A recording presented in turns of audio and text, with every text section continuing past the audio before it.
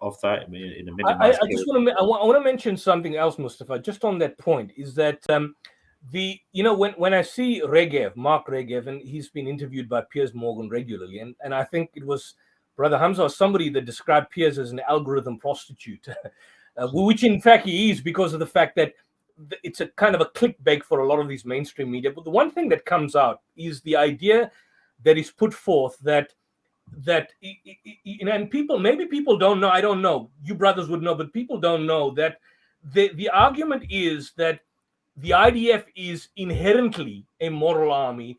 The IDF does not target civilians at all. The IDF, if civilians are, of course, killed, then this is probably, and they use the offensive term, collateral damage.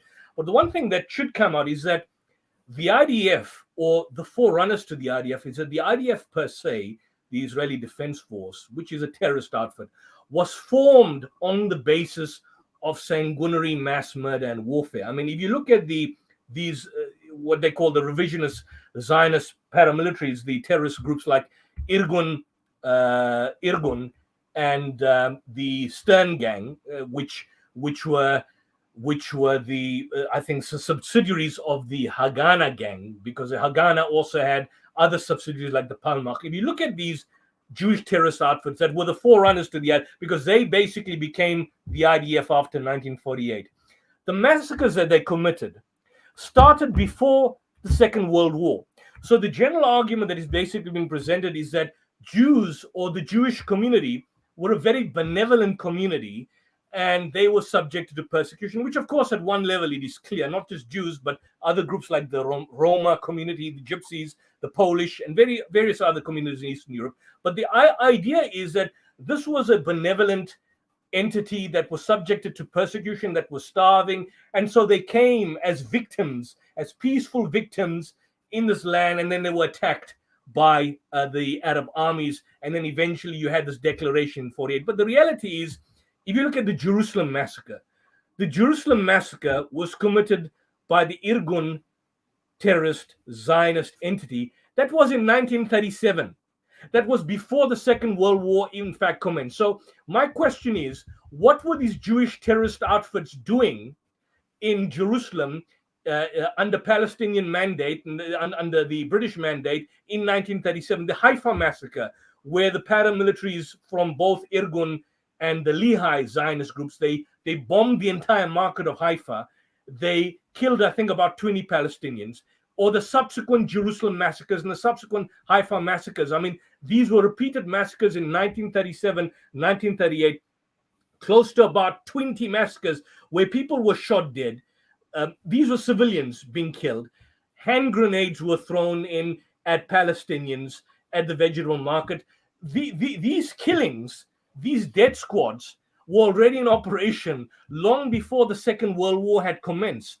So this belies the whole notion that essentially Zionism was a peaceful project that just simply wanted to establish a homeland for Jews that were subjected to persecution.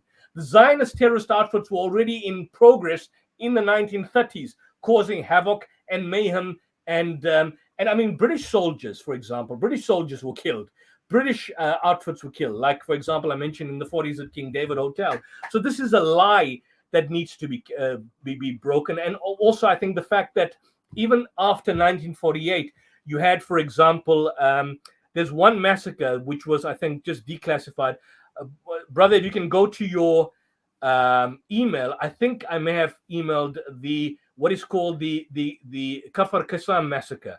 That was a massacre that happened, I think, in 1956. And what happened with that particular massacre, if we don't have it, I'll just basically go through it. What essentially happened was that the Jews, the Israeli civilian defense force, these particular individuals, they were given the free run to simply go and massacre the entire population. If you go on Google, just simply do a Google search, and you'll open up what is called the Kafar Qasim massacre. And I'll just open it. You can do a Wikipedia search on it.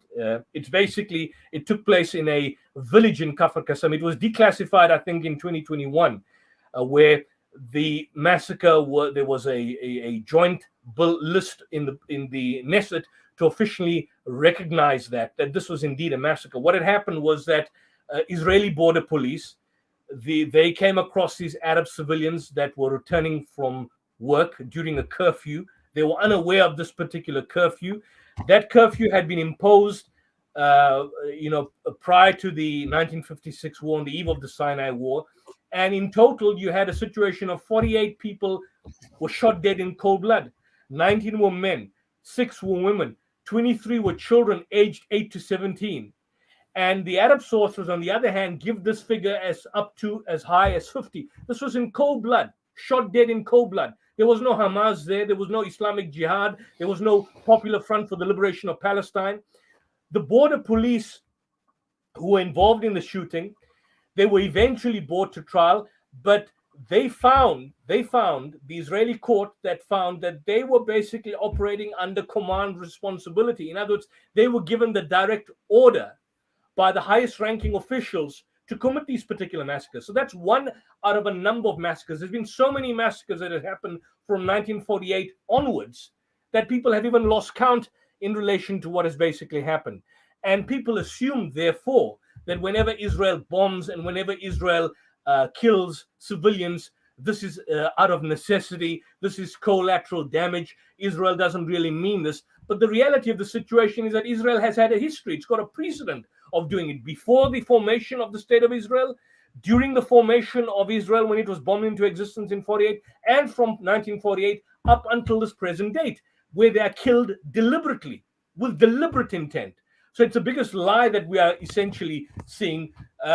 It's only in 2007, I may add, that in relation to the massacre at Kafr Qasim, where Shimon Peres formally apologized for the particular massacre, which was an anathema. It was basically it's something that is unheard of, because Israel never apologizes for any of its massacres. So Israel is a state that was created on the basis of an ideological premise in terms of promoting itself through genocide. It was bombed into existence through genocide and ethnic cleansing. It sustained itself for the past 75 years through genocide and ethnic cleansing. And what is engaged now is just simply taking it on a new level of ethnic cleansing and genocide. And October 7th was the so-called weapon of mass destruction. So-called weapon of mass destruction, like you had the UK and the US government having the weapon of mass destruction in Iraq as a kind of a pretext to destroy and butcher the Iraqis. So Israel basically needed something for what it always intended to do, and October 7th was a convenient excuse, allowing it to engage in its kind of sanguinary mass insanity that you see before our very eyes. And I think we should not keep quiet about this. We should drum it all the time, because every time I see some of our good Muslim brothers in the media, they're on the back foot.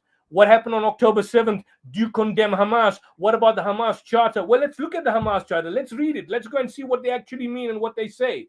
And so we need to basically make this discourse available in the public eye, and of course, shame them for the fact that they do not have the decency, or they have got no moral qualms in terms of questioning us when they themselves are justifying and sustaining a genocidal state.